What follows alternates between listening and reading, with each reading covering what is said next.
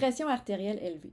Dans cette vidéo-là, on va voir 3 choses. Pourquoi ta tension peut être élevée même si tu fais attention, le rôle caché de ton foie, l'organe majeur dont personne ne parle vraiment, puis est-ce qu'il faut absolument changer des choses? Oui.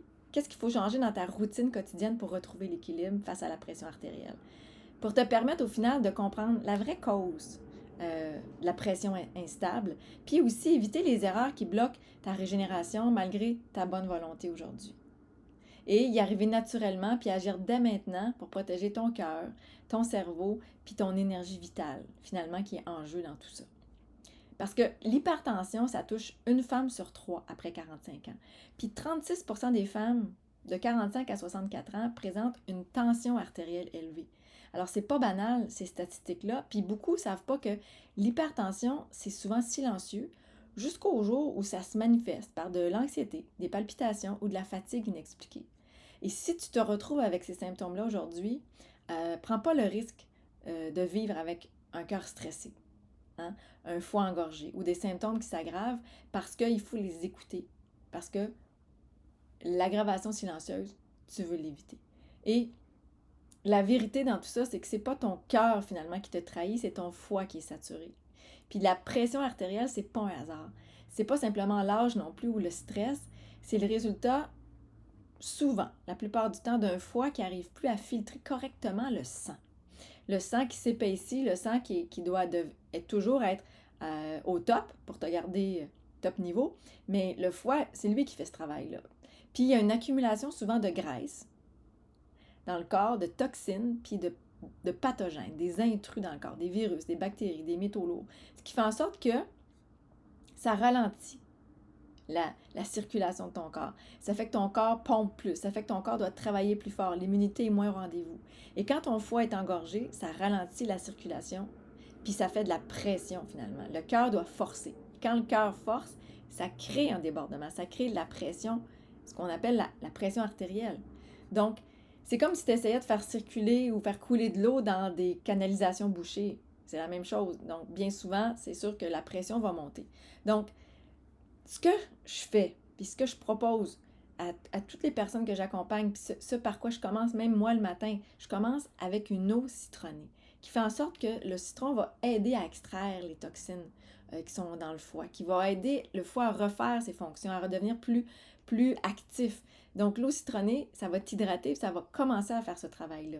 J'adopte, moi, une alimentation beaucoup plus riche en fruits et légumes, et ça, on le sait, mais par ricochet, qu'est-ce qu'on veut mettre de côté? Même les gras, même les bons gras. Parce que le gras, dès qu'on est en présence de gras, ça ralentit le système.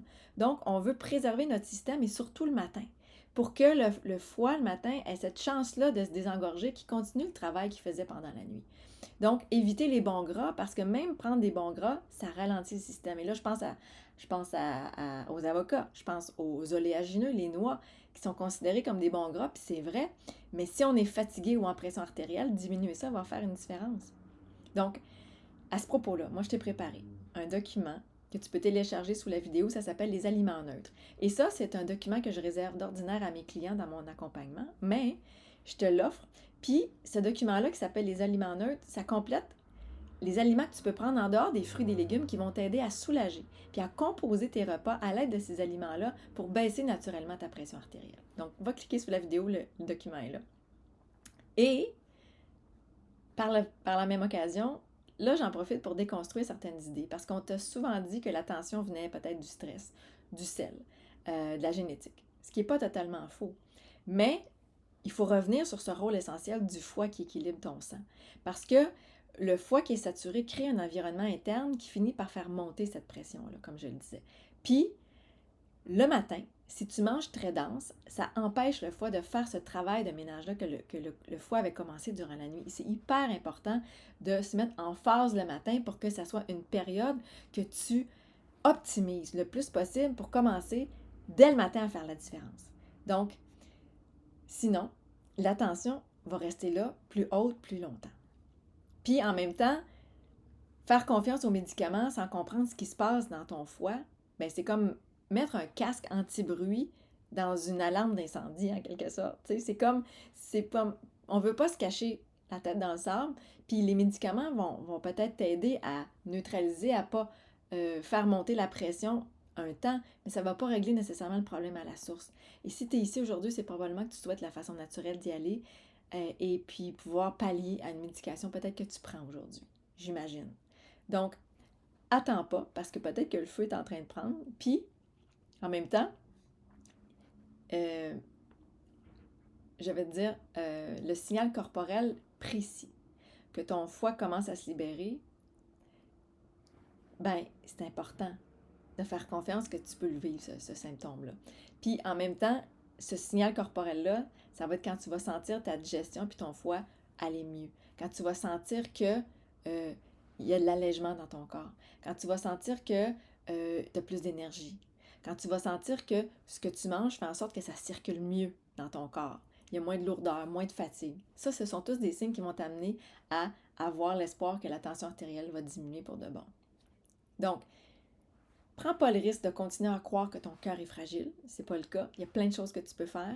Puis qu'en réalité, ce qui se passe, c'est que ton foie, ben, pas ton foie, mais en même temps, ton cœur est en train de compenser le poids d'un foie silencieusement saturé. Le cœur force. Donc, on va arrêter de le faire forcer pour libérer le foie. Puis à chaque jour, évite d'épuiser tes organes, allège-les, puis commence par cette routine-là dont je t'ai parlé avec l'eau citronnée, manger plus de fruits et légumes et diminuer les gras. Ça va faire la grosse différence. Alors, si tu veux aller plus loin avec tout ça, reste pas seul à porter ce poids-là, à te sentir sous pression, puis je t'invite à rejoindre ma détox énergie. C'est quoi ma détox énergie? C'est tout mon programme, tout mon accompagnement que j'ai mis là, à petit prix, vraiment accessible pour toutes les bourses, pour alléger ton foie, oui en premier, apaiser ta tension artérielle, parce que c'est un des symptômes chroniques que tu peux vivre, et aussi retrouver un corps plus vibrant, plus vivant, moins fatigué, qui va faire en sorte que ça va te supporter dans ce que tu as envie de vivre aujourd'hui, tes rêves finalement. Alors, tous les détails de ma détox énergie sont aussi sous la vidéo.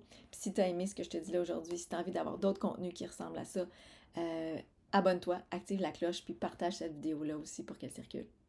Bye bye!